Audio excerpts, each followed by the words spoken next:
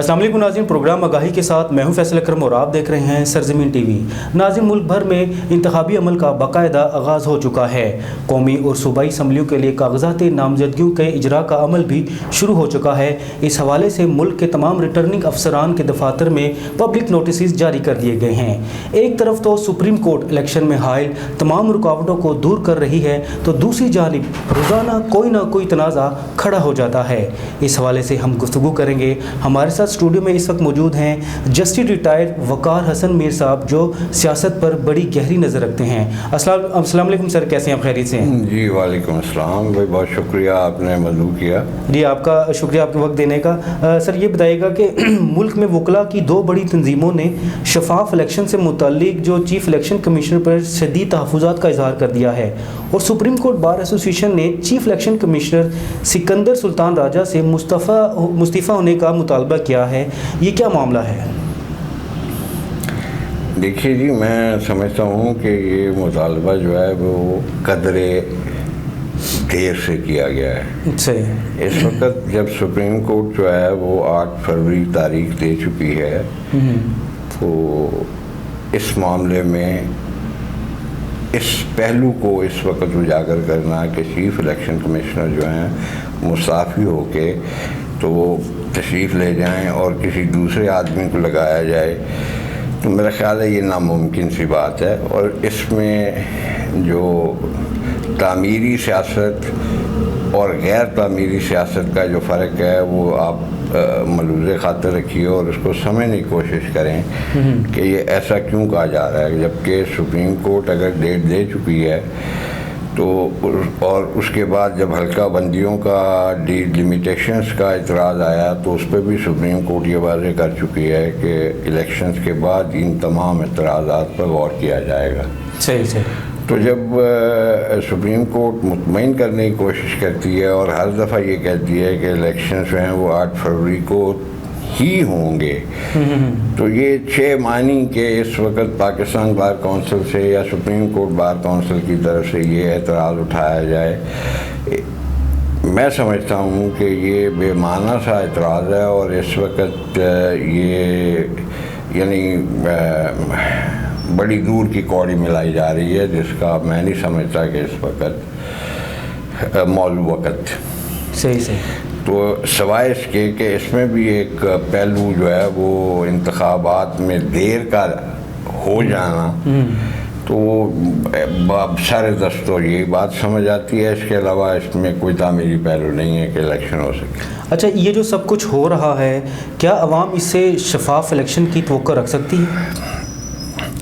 دیکھیے، ہماری جو اپنی تاریخ ہے وہ تو اب تک یہی بتاتی ہے کہ شفاف الیکشن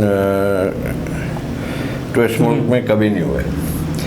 اور ایک جنرل الیکشن ہے جو یحییٰ خان صاحب تھے، جو ان کے وقت بولا جاتا ہے کہ وہ فال آف ڈھاکہ کے بعد جو الیکشن کرائے گئے وہ کسی حد تک جو ہے نا وہ فیئر تھے، لیکن ان میں بھی 100% والی بات جو ہے وہ بالکل غلط تھی۔ تو بھائی آج بھی الیکشن ہو جائیں تو یہ اپنے تئیں بہت بڑی بات ہے کہ الیکشن نہ ہو۔ اس لیے میں سمجھتا ہوں کہ جیسے بھی ہو لوگوں کو ایک موقع ملنا چاہیے، لوگوں کو ایک موقع دیا جانا چاہیے، سو دیٹ کہ لوگ جو ہیں وہ اس قابل ہو سکیں اور اس ملک میں جو افراتفری کا عالم ہے وہ کچھ کم ہو گئی۔ تو لوگوں کی توقعات پہ تو الیکشن نہیں ہونے، جی جی، لیکن اگر الیکشن ہو جائیں میں سمجھتا ہوں تو اس سے کم از کم جو ماحول ہے افراتفری کا اور جو پیسے کی جو ریل باہر جا رہی ہے وہ کم از کم رک جائے گی، اور کوئی اسٹیبلٹی جو ہے وہ آ جائے گی ملک میں۔ تو الیکشن کسی بھی طرح جو ہے وہ 8 فروری کو ہو جانے چاہیے۔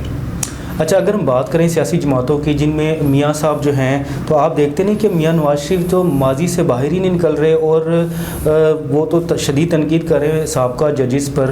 اس حوالے سے کیا کہیں گے آپ؟ میں یہ سمجھتا ہوں جی کہ میاں صاحب کو آگے دیکھنا چاہیے۔ میاں صاحب کے ساتھ وقت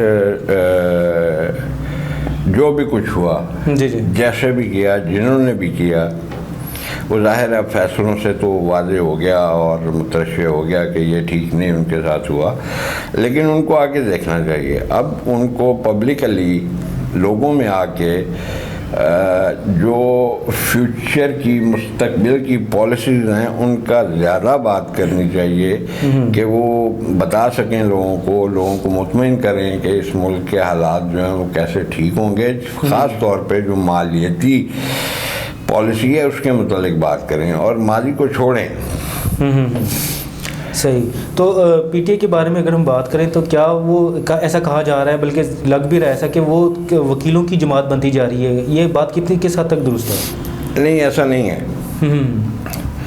وکلاء کا بھی ایک جنگ ہے جو جیسے پی ٹی آئی کے لیے یہ جو واٹس ایپ گروپ اس طرح کے جو بنے ہوئے ہیں، اسی طرح کا ایک جنگ گروپ ہے جو پی ٹی آئی کے لیے ہے، اور ظاہر ہے موقع شناسی ہے۔ وہ اس وقت چونکہ مین لیڈرشپ جو ہے وہ دیگرگوں ہیں، تو ان کو موقع ملا تو وہ لائم لائٹ میں آ گئے ہیں، لیکن وہ اس کو کیری ہی نہیں کر سکتے۔ میں سمجھتا ہوں اس کو جاری رکھ ہی نہیں سکتے۔ کوئی بھی وکیل جو ہے، اور خاص طور پہ وکلاء حضرات جو ہیں، وہ ہم نے 2007 میں اپنی تحریک میں دیکھا کہ وکلاء تحریک تو شروع کر سکتے ہیں، لیکن اس کی جو سسٹینیبلٹی ہوتی ہے وہ وکلاء کے بس کی بات نہیں۔ اسی طرح پولیٹیکل پارٹی، وکلاء کی یہ تربیت ہی نہیں ہے سیاسی۔ پولیٹیکل پارٹی میں اپنا حصہ لینا اور اپنی رائے دینا اور اب کسی کی رائے کو مان جانا، یہ وکلاء کی تربیت ہی نہیں ہوئی۔ تو خالی وکیل ہونا تو جو ہے وہ کافی نہیں ہے ایک سیاسی ورکر کے لیے۔ صحیح۔ اچھا، پیپلز پارٹی اور پاکستان تحریک انصاف اس حوالے سے ایک پیج پر نظر آ رہے ہیں کہ وہ ان کی طرف سے یہ کہا جا رہا ہے کہ ہمیں لیول پلینگ فیلڈ نہیں دی جا رہی ہے، اس بات میں کتنی صداقت ہے؟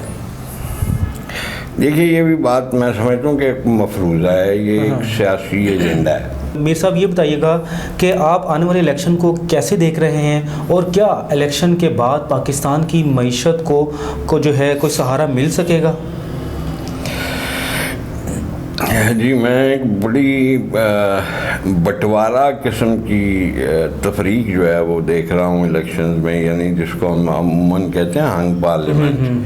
تو یہ مل جل کے قوام بنایا جائے گا اپنا پارٹیوں کا اور حکومت کے لیے۔ اور دوسری بات یہ ہے کہ جو دوسرا پہلو ہے آپ کے سوال کا، وہ یہ ہے کہ اس سے معیشت میں کوئی بہتری آئے گی، تو میں سمجھتا ہوں کہ معیشت میں بہتری نہیں آئے گی۔ اس کی وجہ یہ ہے کہ یہ گریٹ ریسیشن مصنوعی طور پہ جو پیدا کی گئی ہے، آپ اس کو سمجھ ہی نہیں پا رہے۔ آپ نے 2019 میں کرونا سے معاملہ شروع ہوا، تو کرونا سے لے کے آج تک کسی بھی گورنمنٹ نے کیا کوشش کری فائنینس کو جنریٹ کرنے کی؟ تو میں نہیں سمجھتا کہ آئی ایم ایف کے پاس 22واں 23واں 24واں پروگرام کرنے سے آپ کی معیشت کی کوئی بحالی ہو جائے گی۔ معیشت یقیناً اپنے پاؤں پہ کھڑے ہونے سے بحال ہوگی، تو اس کے لیے میں نہیں سمجھتا کہ کسی نے کسی کی تربیت کی ہے یا کسی نے کسی کو کوئی پالیسی بھی بتانے کی کوشش کی ہے۔ دیرفور یہ جنرل ریسیشن سے جب ساری دنیا نکلے گی شاید ہم بھی نکل جائیں گے، ورنہ کچھ نہیں ہوگا۔ صحیح۔ بہت شکریہ جسٹس وقار حسن میر صاحب، ناظرین گفتگو کر رہے تھے، تو پروگرام انشاءاللہ ہم پھر آپ سے ملاقات کریں گے۔ اب تک اتنا ہی، اپنے میزبان کو اجازت دیجیے گا۔ اللہ حافظ۔